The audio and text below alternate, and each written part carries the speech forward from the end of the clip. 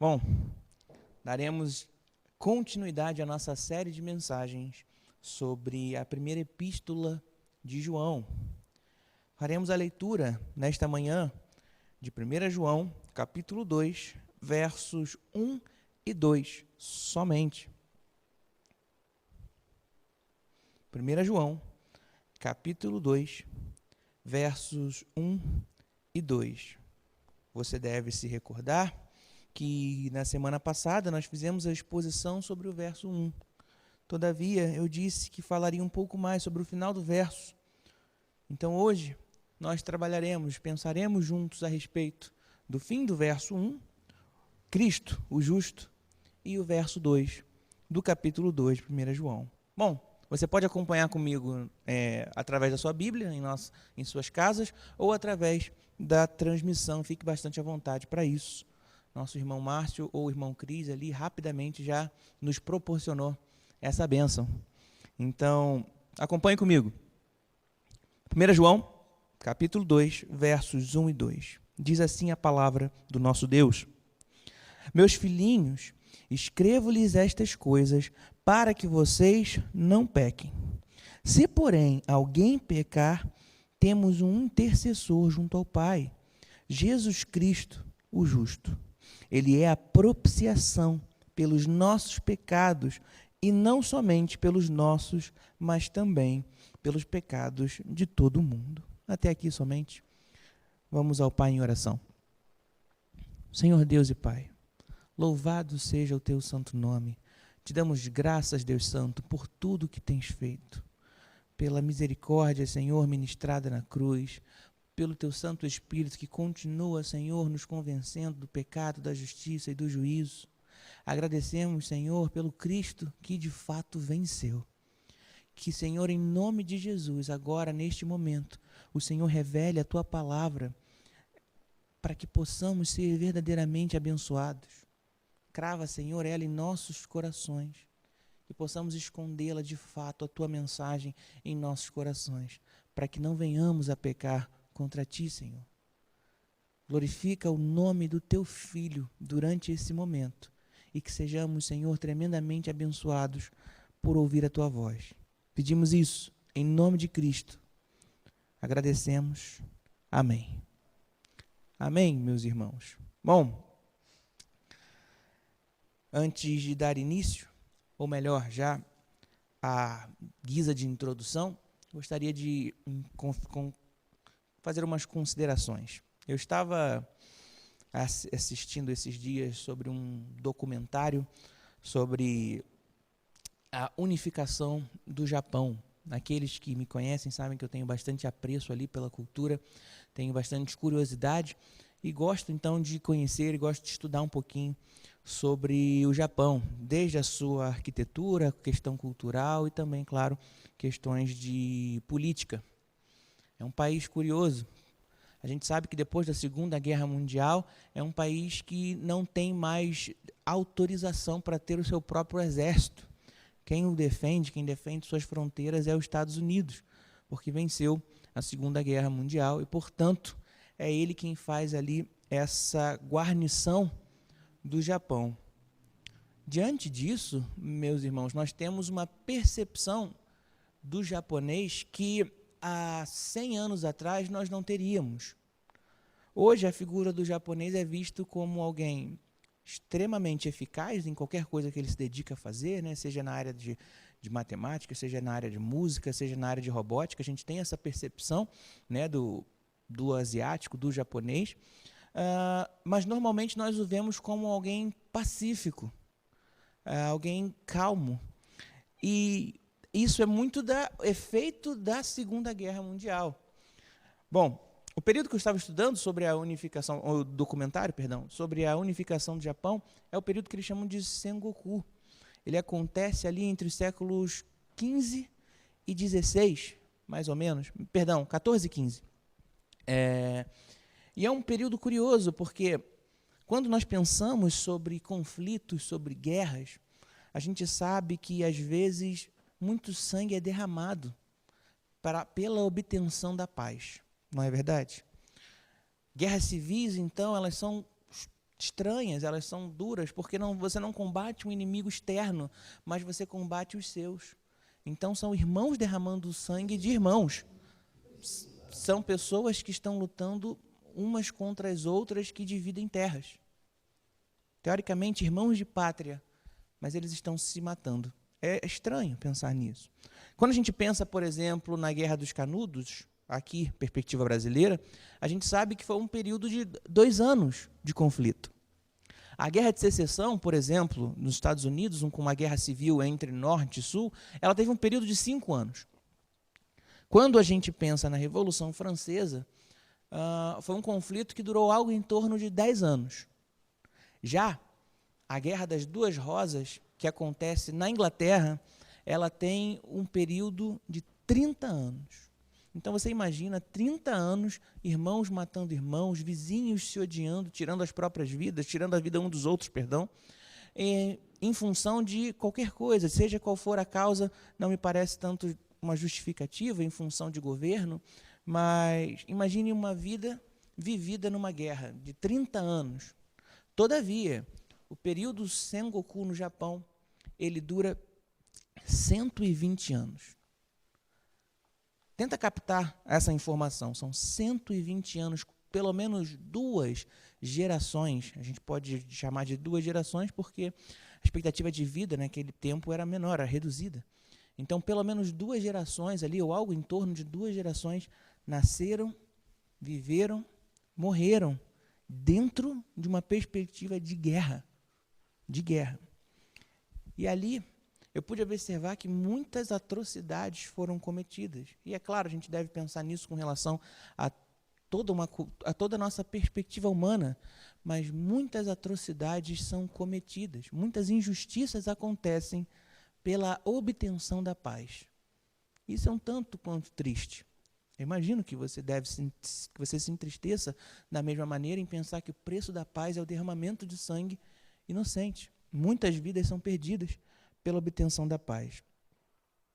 E isso me faz pensar, será que não existe um outro caminho? Será que um homem ele não é capaz de buscar a paz sem violência, ou melhor, sem cometer injustiça?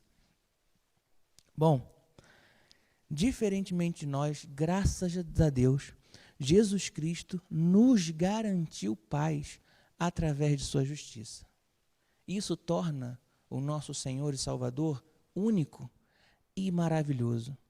Porque enquanto nós, homens, tentamos obter a paz através de injustiças, através de guerras e conflitos, através da morte do outro, o Senhor Jesus, ele conquista-nos a paz através de sua justiça, tirando a própria vida, né? Ou melhor, se entregando à morte. Não tem como não pensar em Jesus e não amá-lo, porque a obtenção, então, da paz tão custosa não foi paga por nós, mas foi paga por Cristo Jesus. E é sobre isso que eu gostaria que pensássemos nessa manhã, sobre a justiça e a propiciação. O verso 1, ele diz assim: meus filhinhos, escrevo-lhes estas coisas para que vocês não pequem. Nós falamos sobre isso na semana passada. É uma reafirmação da parte de João, uma preocupação de João em transmitir essa verdade para os crentes, essa máxima: um cristão não pode viver em pecado. Então ele diz, não pequem. Todavia, ele continua, ele diz, se porém alguém pecar, temos um intercessor junto ao Pai. Como quem diz, a vida do cristão não é uma vida contínua em pecado. Todavia, se um acidente, se algo acontecer, temos um advogado, temos um intercessor. E nós o conhecemos pelo nome de Jesus, o Cristo. E aqui nós percebemos um adjetivo. Ele é também chamado de o justo. E a gente precisa considerar algumas coisas através desse adjetivo. Bom, quando pensamos ou quando ouvimos essa expressão, o justo, a gente pode se remeter ou considerar 2 coisas. O que de fato é ser justo? E, em segundo lugar, quem é justo? É curioso pensar sobre isso e, naturalmente, nós iremos responder isso sobre o viés da palavra do nosso Deus. Porque hoje em dia a justiça ela pode ser um conceito próprio da nossa sociedade, porém, ela foi utilizada com um sentido específico na Bíblia. Portanto, nós que somos cristãos, entendemos que a máxima é a palavra de Deus. Então, nós buscamos a orientação das coisas, seja elas quais forem, a partir da palavra do nosso Deus. Então, precisamos considerar o que é ser justo. E aqui nós pensaremos nessa primeira pergunta a partir do Antigo Testamento, e eu gostaria que considerássemos 3 figuras para pensar nessa questão, que são Enoque, Noé e Jó. Portanto, eu gostaria que os irmãos abrissem a palavra do nosso Deus em Gênesis.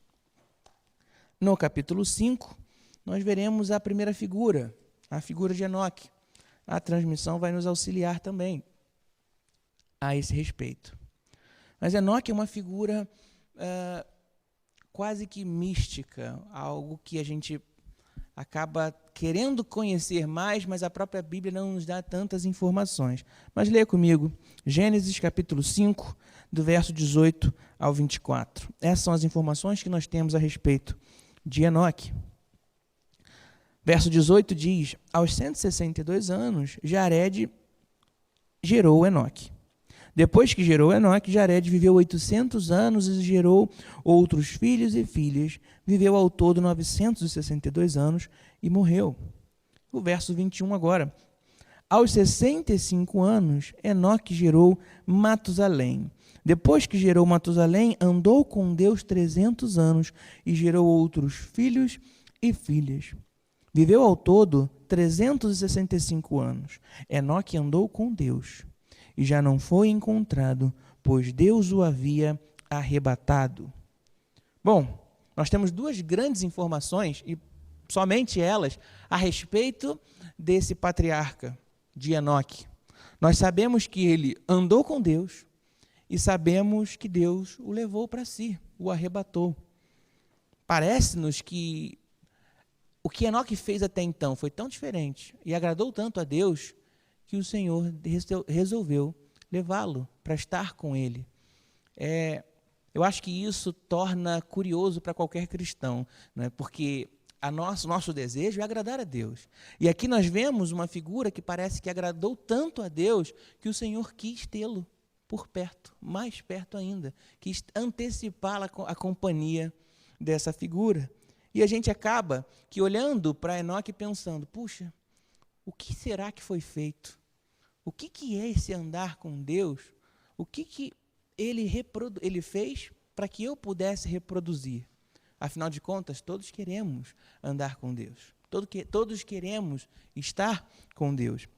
Mas essas poucas frases nos dão uma percepção, às vezes até de perfeição, não é verdade? Ele acaba se tornando ali um exemplo de perfeição, porque ele fez algo tão bom que o Senhor o levou para si, para tê-lo por perto. Guarda essa informação e a gente vai considerar ela um pouquinho mais para frente. Agora, note a figura de Noé. Gênesis capítulo 6, verso 9. A palavra de Deus vai dizer um pouco a respeito de Noé. Capítulo 6, verso 9 de Gênesis diz: esta é a história da família de Noé. Noé era um homem justo, íntegro entre o povo de sua época. Ele andava com Deus. Bom, aqui nós temos uma boa informação também, porque a mesma coisa que define quem Enoque foi, aqui nós temos o mesmo adjetivo para Noé. Noé também andou com Deus. Ok. É bom saber. Assim a gente pode, talvez, fazer uma correlação entre eles e, assim, descobrir o que Enoque foi ou o que ele fez que agradou tanto a Deus. Embora Enoque seja quase que um exemplo de perfeição, ainda que um pouco nublado, porque a gente acaba não tendo tanta percepção a respeito dele, a gente sabe que Noé não foi perfeito. Porque no capítulo 9, no verso 21, nós sabemos que ele se embriagou. Há alguns teólogos que dizem que ali foi a primeira vez que a vinha foi plantada. Então, Noé poderia não ter consciência dos efeitos da vinha que acabavam ali embriagando. Bom, eu, apesar de ouvir e considerar, ponderar esse argumento, eu entendo também que conforme você começa a beber, você percebe os efeitos da bebida, porque há uma disfunção química, um desequilíbrio químico que a bebida começa a provocar. Você começa a ficar um tanto tonto, as coisas começam a perder a proporção, ou seja, quando você começa a ingerir algum veneno no seu corpo, você percebe algumas coisas. Todavia, sabemos que Noé não foi perfeito. Ainda assim, era um homem considerado justo, íntegro e que andava com Deus.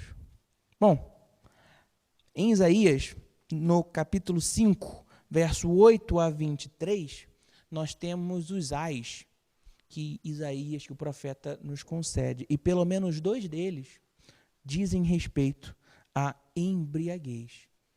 Notamos então que isso é algo que o Senhor não concorda. Notamos que isso é algo que o Senhor reprova. Aquele que se embriaga é alguém realmente que abre mão dos seus sentidos e faz aquilo que Deus condena. Noé, então, perfeito, não foi. Mas agora nós vamos considerar a figura de Jó. Vá, por gentileza, em Jó, capítulo 1, e contemple comigo o verso 1.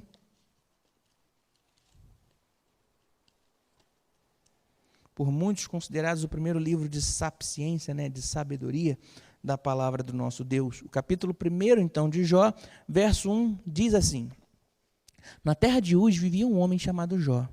Era homem íntegro e justo, temia Deus e evitava fazer o mal. Bom, temos aqui mais uma informação que correlaciona essas 3 pessoas. Íntegros, justos, andavam com Deus. Nós sabemos que Jó também não fora perfeito, porque a partir do capítulo 2, o verso 10, Jó começa a pecar. O primeiro capítulo de Jó é maravilhoso.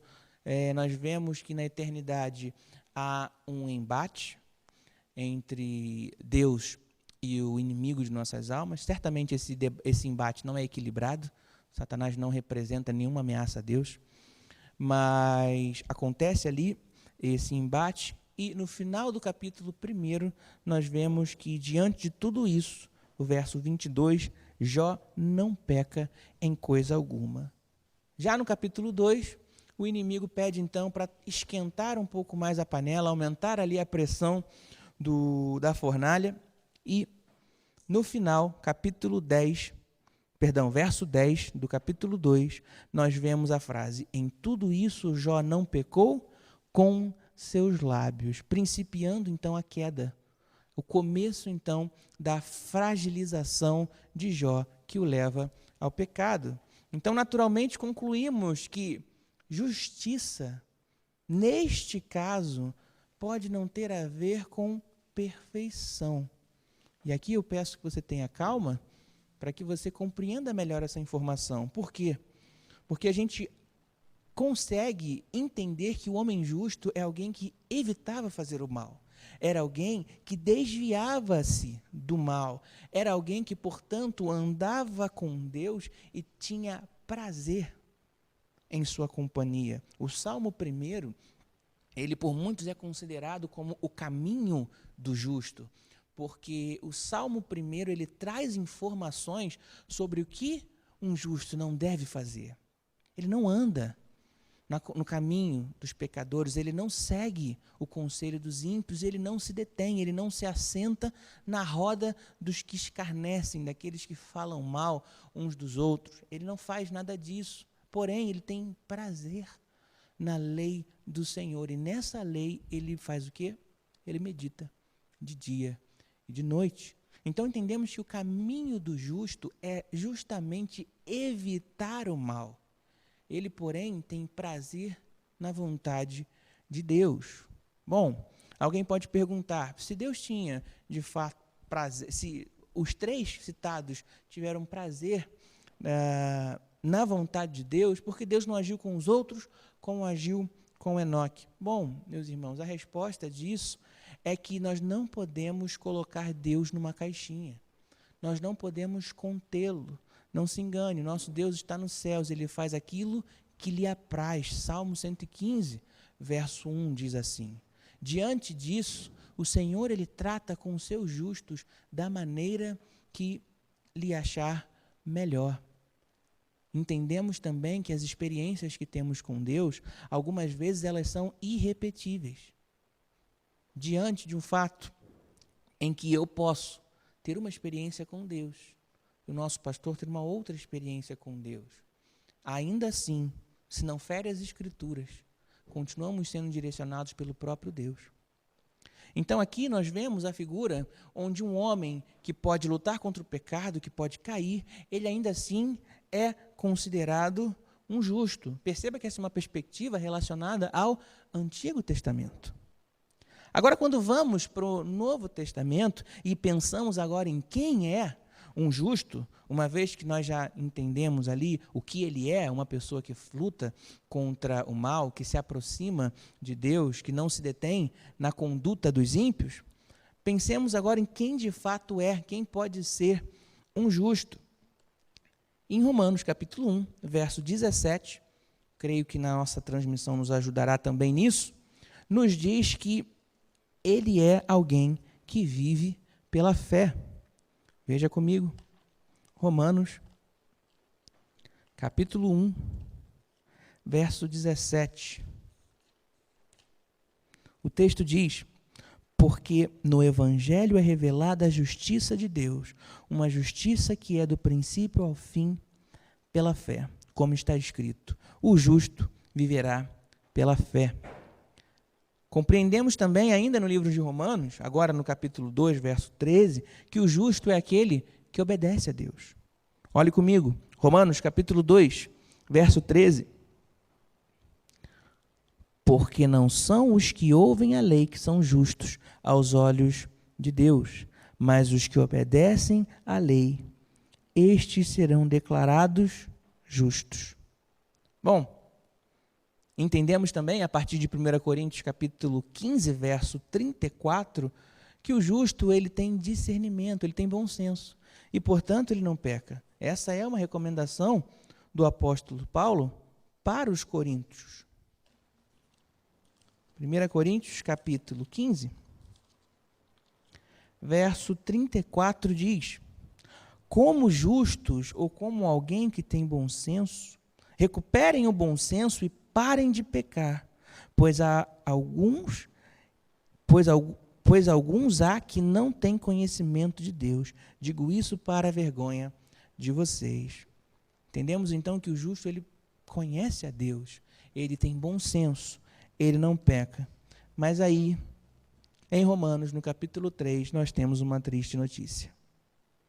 Quando perguntamos quem é justo, o texto nos diz que não há um sequer. Veja comigo Romanos, capítulo 3, verso 10 a 12. Como está escrito: não há nenhum justo, nenhum sequer. Não há ninguém que entenda, ninguém que busque a Deus. Todos se desviaram, tornaram-se juntamente inúteis. Não há ninguém que faça o bem, não há nenhum sequer.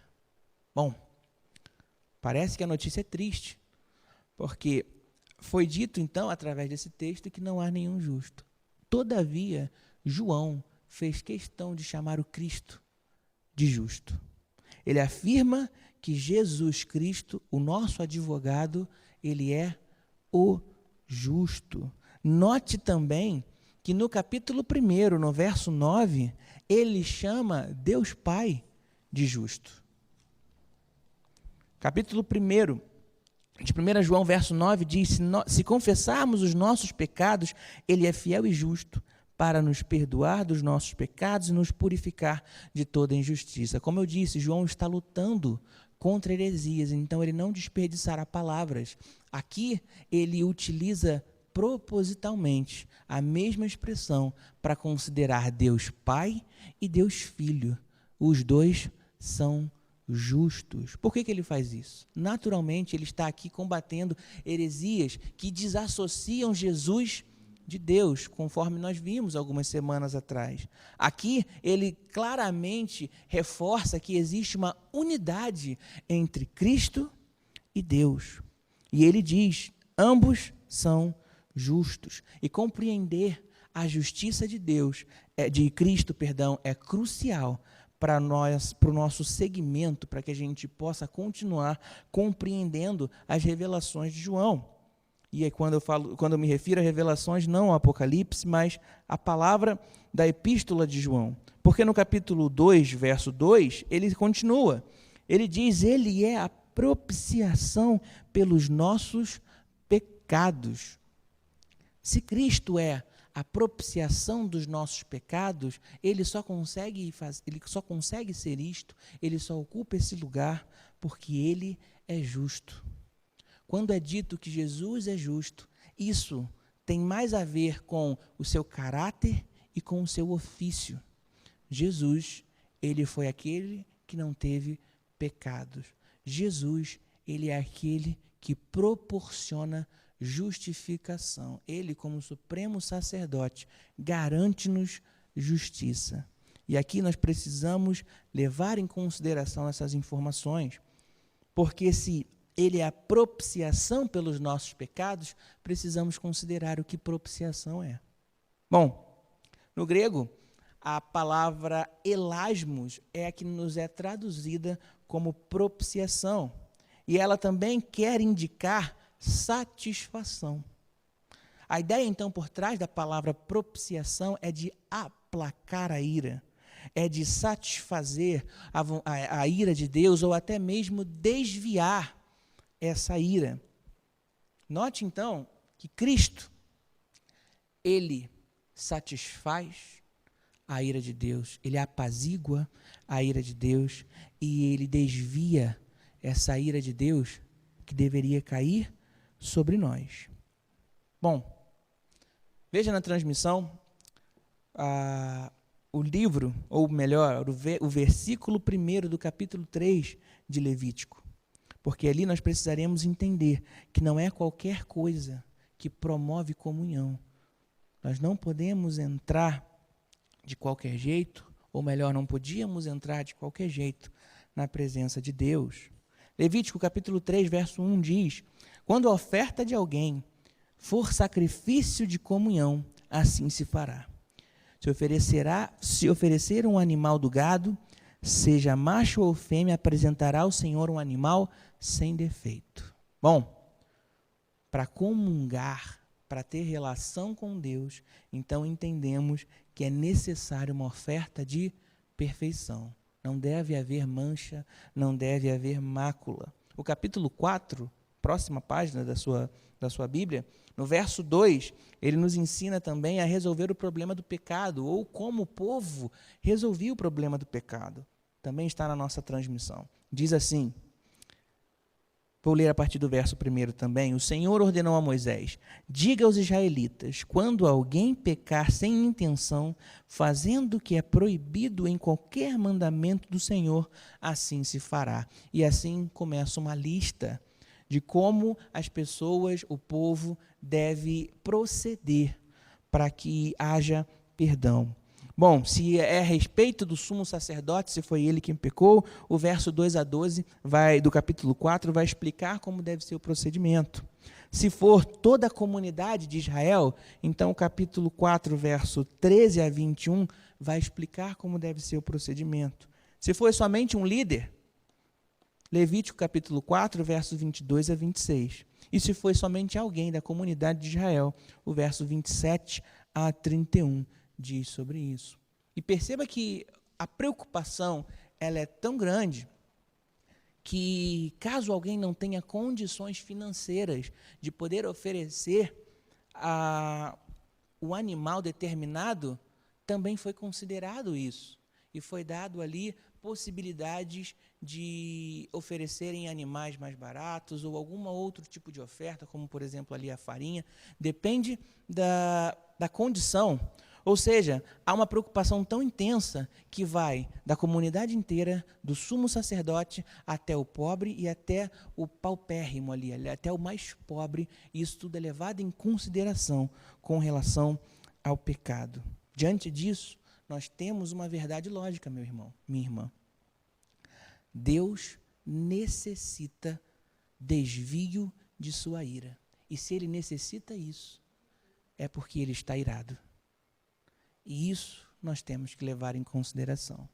Eu temo quando alguém prega o evangelho clamando ou exclamando que Deus é amor, sem expressar que há um problema. O problema do pecado que gera a nossa condenação. Por quê? Isso me preocupa.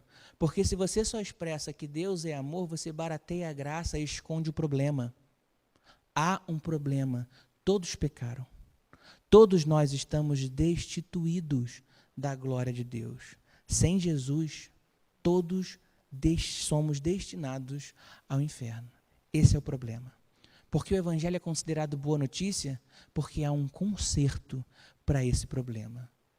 Não tema, porque apesar do problema, Jesus é a solução. Jesus Cristo soluciona o nosso problema. Portanto, o evangelho ele precisa ser expressado desta maneira. De fato, há um problema, porém, foi solucionado na cruz. É por isso que nos alegramos em Cristo Jesus. Portanto, Deus se ira e ele precisa que a sua ira seja apaziguada. E como eu disse, existem cristãos que são levianos com o pecado, pensam que não há problema em pecar. Considere comigo essa reflexão, tente pensar nesse exemplo, meus irmãos. Existe um filho que compreendeu que toda vez que ele necessitar de dinheiro para a escola, o seu pai vai lhe dar esse dinheiro. Considere isso. Seja para merenda, seja para passagem, seja para adquirir material escolar, para fazer um trabalho, enfim. Seja a necessidade do filho, o pai garante ali o dinheiro, o recurso. E a criança, o filho, ele percebeu isso. E a sua preocupação começa a diminuir, porque ele sabe que, inevitavelmente, ele receberá o dinheiro. E os seus gastos começam a se tornar levianos também. Ele começa a comer os lanches mais caros, ele começa a comprar qualquer coisa com o dinheiro do pai, porque ele já sabe que o pai sempre vai repor esse dinheiro. Ok? Todavia, esse filho muda o seu comportamento quando ele finalmente descobre o preço, o custo que o pai teve que dar para conquistar aquele dinheiro. E ali a perspectiva muda. Você deve ter passado por isso, meu irmão, mas quando você é criança, parece que é só o pai fazer dinheiro. A gente pede, compra com o seu dinheiro. Tem vídeos de crianças falando isso. Mãe, me dá um brinquedo. E a mãe diz, eu não tenho condições. E a filha fala, passa no cartão. Ela ainda não consegue compreender a lógica do cartão, como funciona aquilo, mas ela acha que o cartão ele faz dinheiro. Passa no cartão, não tem problema. Porém, quando é compreendido isso, a gente começa a ter um pouco mais de cuidado. Diga-me você, meu irmão, ou reflita comigo, você não passou por isso? Quando morava na casa do seu pai, quando criança, parece que as coisas tinham uma percepção. E aí, quando você sai de casa e começa a sustentar a si mesmo, o dinheiro ele toma uma nova proporção, não é verdade? Bom, Deus está irado. O seu povo fez pouco caso daquilo que ele fez. Precisamos levar isso em consideração. O pastor Paul Washer, um pastor americano, ele defende com bastante intensidade a questão da ira de Deus. Ele diz que se não compreendermos bem a ira de Deus, não poderemos amar a graça de Cristo. Ele parte de alguns silogismos. Ele diz, se Deus ama crianças, ele precisa odiar o aborto. Se Deus ama a vida, ele precisa odiar a morte. Se Deus ama, quando há arrependimento, quando há conversão de vida, Ele certamente odeia tudo aquilo que desvia o seu povo ou os seus filhos de encontrar salvação. Então a ira faz parte. Portanto, se não compreendemos a afronta que o pecado é para Deus, que o torna irado, nós não apreciaremos a maravilhosa graça concedida em Jesus Cristo. Nós obtivemos perdão. Nós obtivemos perdão. Isso é muito importante para a formação da consciência cristã. Porque precisamos ser colocados diante de um espelho. Precisamos olhar para nós mesmos como quem somos e não como às vezes pensamos. Ora, como eu sou bondoso. Nossa, como alguns irmãos devem perceber, porque eu sou sempre tão solícito. Mas é preciso ser colocado diante de um espelho moral e perceber que somos mentirosos. Que às vezes agimos com arrogância. Que somos egoístas. Quando olhamos para quem nós somos, percebemos o quão desesperados seríamos se não tivéssemos Jesus Cristo. Mas Ele morreu por nós. Graças a Deus, louvado seja Deus por isso. Nós temos então a figura de um Deus justo e irado, mas esse Deus, Ele oferece propiciação. Ele oferece algo que vai apaziguar a sua ira em seu próprio Filho. Acompanhe comigo o que diz 1 Pedro capítulo 3, verso 18, está em nossa projeção. Diz assim a palavra do nosso Deus: pois também Cristo sofreu pelos pecados uma vez por todas, o justo pelos injustos, para conduzir-nos a Deus. Ele foi morto no corpo, mas vivificado no Espírito. Glórias a Deus. 1 Pedro capítulo 2, versos 24 e 25. Ele mesmo levou em seu corpo os nossos pecados sobre o madeiro, a fim de que morrêssemos para os pecados e vivêssemos para a justiça. Por suas feridas vocês foram curados, pois vocês eram como ovelhas desgarradas, mas se converteram ao pastor e bispo de suas almas. Meus irmãos, note que Deus tem prazer, Ele tem apreço pelo próprio nome. Deus não se faria mentiroso. Ele disse: a alma que pecar certamente morrerá. Ezequiel capítulo 18, verso 4, se não me engano. Ainda assim, Ele resolve aplicar essa sentença a Cristo, para que nós pudéssemos gozar dos privilégios da justiça de Jesus. A justiça de Deus é satisfeita em Jesus e, portanto, para nós só nos resta o benefício, o gozo, o privilégio. Compreendemos então, meu irmão, que não foi a cruz que produziu o amor de Deus, mas foi o amor de Deus que produziu a cruz. Se Deus não nos amasse, Jesus Cristo não iria para a cruz. Se Cristo não fosse para a cruz, não haveria perdão. Se não houvesse perdão, não haveria expressão do amor. É por isso que defendemos que o amor não é um sentimento. O amor é uma pessoa. O amor é uma atitude. O amor é Cristo Jesus. O amor é alguém que morre por nós, quando não merecemos. Segundo Romanos capítulo 5. Segundo o texto de Romanos. Não criei um novo texto não, meus irmãos. Bom, mas agora caminhando para o fim, a gente tem uma última percepção ainda do verso 2. Porque ele diz: Ele é a propiciação pelos nossos pecados, e não somente pelos nossos, mas também pelos pecados de todo mundo. E aqui algo pode parecer que ficou um tanto quanto estranho. O que João quis dizer com o pecado de todo mundo? Bom, pense comigo nessa seguinte questão, nessa seguinte reflexão. Nosso Senhor Jesus, Ele finalmente retorna. Acabou-se as dores, acabou-se as lutas, acabou-se os conflitos, porque o Senhor Jesus retornou. Mas Ele retorna e traz uma boa nova. Ele diz o seguinte: ninguém será condenado. Ninguém. Ninguém vai para o inferno. Eu vou salvar todo mundo.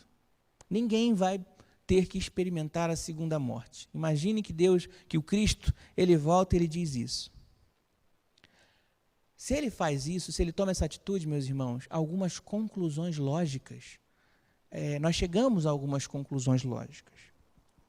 A primeira dessas conclusões, se Cristo toma esse tipo de atitude, Deus então mentiu. Porque ele havia dito que haveriam aqueles que iriam para o inferno. Ele havia dito que era preciso viver de uma maneira adequada. E se ele diz que na verdade vai salvar todo mundo, então Deus mentiu. Essa é a primeira. A segunda conclusão que você chega é que tudo o que foi feito até então é inútil. Porque se no final Deus salva a todos, de que me adiantou, e agora eu uso as palavras de Asaf, de que me adiantou lavar as mãos na equidade? De que me adiantou ser bom? Bom, vamos além. Do que adiantou tantos irmãos serem mortos pelo Evangelho? Por que adiantou tantas pessoas terem suas cabeças cortadas pregando o Evangelho? Do que adiantou tantas pessoas terem ali o seu ventre aberto, porque não admitiam dizer que outra pessoa, senão Jesus, era o Senhor? Se no final Jesus diz que vai salvar a todos e que não existe inferno, Deus fez de nossa caminhada inútil. Por fim, é claro, você vai chegar a essa conclusão naturalmente. Se Deus salva todos, salvará a todos no final, o ímpio e o santo terão o mesmo destino. E você naturalmente pensa, isso é justo? Será que isso é justo? E aqui eu quero que você compreenda que a figura do ímpio e o santo, existe um diferencial determinante entre eles. Só uma coisa difere o ímpio do santo. É que esse santo, ele só é santo porque ele obteve arrependimento. Senão somos todos ímpios. Alguém já disse certa vez que só existem duas classes de pessoas: o pecador não arrependido e o pecador arrependido. Portanto, tente compreender que se o ímpio não tem arrependimento, ele vai para o céu amando aquilo que Deus condena. A palavra de Deus é clara em rejeitar aqueles que os pés se apressam para derramar sangue. Então imagine você, nos últimos momentos, alguém sendo torturado pelo Evangelho e o torturador sem arrependimento vai sentar à mesa com esse homem, no qual ele torturou. Melhor, na qual ele teve prazer em torturar. Isso, meus irmãos, é algo que não pode acontecer. Lembre que João aqui está defendendo uma sã doutrina, porque muitas heresias estão circulando o povo de Deus, estão agora ali tramitando diante do povo de Deus. E uma das heresias que nós temos hoje e precisamos combater se chama universalismo. E não se enganem, muitos acreditam nessa abobrinha. Muitos acreditam que podem viver como imorais e, de fato, vai todo mundo para o céu. Não é assim que funciona. A palavra de Deus não dá aval ou não assina embaixo desse tipo de pensamento. Existem algumas linhas religiosas que têm essa perspectiva, que dizem que o pecado é uma questão tão ultrapassada que, na verdade, Jesus, quando falou sobre pecado, sobre certo e errado, ele falou porque as pessoas ainda eram muito pequenas, ainda não tinham ascendido, ainda não tinham compreendido. Mas agora não existe isso. Em vez de se focar no que é pecado, no que é certo e errado, precisamos pensar em caminhar melhor. Não conseguimos compreender isso, porque achamos que a Bíblia não fala isso. A Bíblia diz que para caminhar melhor nós devemos rejeitar o caminho do pecado. Bom, entendemos aqui que João não está criando uma nova heresia, pelo contrário, ele está rejeitando heresias. E aqui, quando João fala a respeito de que Cristo, ele é a propiciação pelos pecados de todo mundo, ele se refere ao alcance do sacrifício ou da propiciação de Cristo. Não apenas a um povo, não apenas a uma classe social, não apenas a um período, mas a todos. Se você abrir a palavra de Deus em Atos, capítulo 10, 34 e 35, Pedro chegou a essa conclusão. Demorou um pouco para o apóstolo compreender isso, mas no verso 10 de Atos, verso 34 e 35, ele parece ter chegado a essa conclusão. Olha o que diz Atos capítulo 10, verso 34 e 35.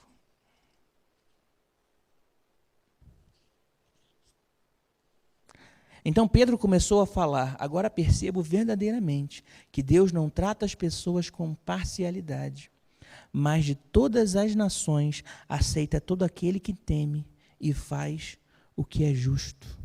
Não apenas uma classe social. Deus não salva uma classe social apenas. Nós vemos isso em Tito, no capítulo 2. O verso 2 diz assim: ensine aos homens mais velhos.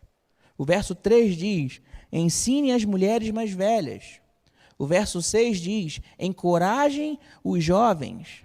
O verso 9 diz: ensine aos escravos. E o verso 11 solidifica essa informação, porque ele diz: porque a graça de Deus, Tito, ela se manifestou salvadora a todos os homens. Ou seja, não é uma classe social, não é o pobre, não é o rico somente que vai para o céu. São todos aqueles que foram feitos filhos de Deus e seguem e andam segundo sua justiça. E naturalmente não foi apenas para um período. E agora você verá comigo João capítulo 17, versos 20 e 21, palavras do nosso próprio Deus, Jesus Cristo justo. Ele diz isso em João capítulo 17, versos 20 e 21. Minha oração não é apenas por eles, rogo também por aqueles que crerão em mim, por meio da mensagem deles, para que todos sejam um, Pai, como tu estás em mim e eu em ti, que eles também estejam em nós, para que o mundo creia que tu me enviaste.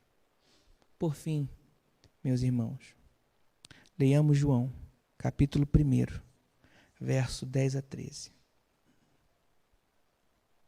Última leitura de nossa mensagem. João, capítulo 1, verso 10 a 13. Diz assim: aquele que é a palavra estava no mundo, e o mundo foi feito por intermédio dele, mas o mundo não o reconheceu. Veio para o que era seu, mas os seus não o receberam. Contudo, aos que o receberam, aos que creram em seu nome, deu-lhes o direito de se tornarem filhos de Deus, aos quais não nasceram por descendência natural, nem pela vontade da carne, nem pela vontade de algum homem, mas nasceram de Deus. Amados irmãos, nós somos nascidos de Deus, de sua própria vontade, o Deus justo. Nos deu Cristo justo, nos deu Cristo o justo. Amém? E, portanto, somos feitos filhos de Deus, nascidos de Deus. Que mensagem gloriosa para esta manhã. Que você possa recebê-la e que isso possa fortalecer o teu coração. Somos nascidos de Deus. Desviou-se a ira que pertencia a nós. Recaiu-se sobre aquele que não tinha pecado. Por isso, nós nos gloriamos na cruz. Por isso, nós nos gloriamos em Cristo. Não há sentido gloriarmos-nos, meus irmãos, na força dos nossos braços ou nas conquistas dos nossos trabalhos, porque tudo isso se deteriorará e naturalmente não tem poder para nos salvar. Mas Cristo Jesus conquistou-nos verdadeira salvação quando nos fez filhos de Deus. Amém? Que o Senhor possa concluir essa mensagem nos seus corações, que Ele possa dar força, que Ele possa revelar cada vez mais o seu Filho através de sua palavra na vida de cada um de nós, meus irmãos. Bom, agora nós entraremos num pequeno intervalo desta série e daremos continuidade à nossa série de mensagens sobre João a partir do mês de abril. Mas eu quero orar por você antes de louvarmos ao Senhor com uma última canção. Ainda mesmo em sua casa, feche seus olhos. Perceba que estamos falando com Deus. Lute contra todo o desejo de tentar fazer muitas coisas ao mesmo tempo agora. Mas reconheça que você está entrando num lugar de adoração, num lugar de oração. Deus Santo falará agora. Você falará com Ele. Portanto, perceba isso. Coloque-se diante de Deus. Vamos orar juntos. Ó Deus Pai, glorioso Deus, obrigado, Senhor, por tudo que tens feito em nossas vidas. Obrigado, Deus, por alcançar justiça em nossas vidas através de Cristo Jesus. Obrigado, Senhor, porque lindo é o teu Filho Jesus. Porque Ele conquistou-nos, Senhor, tamanha graça.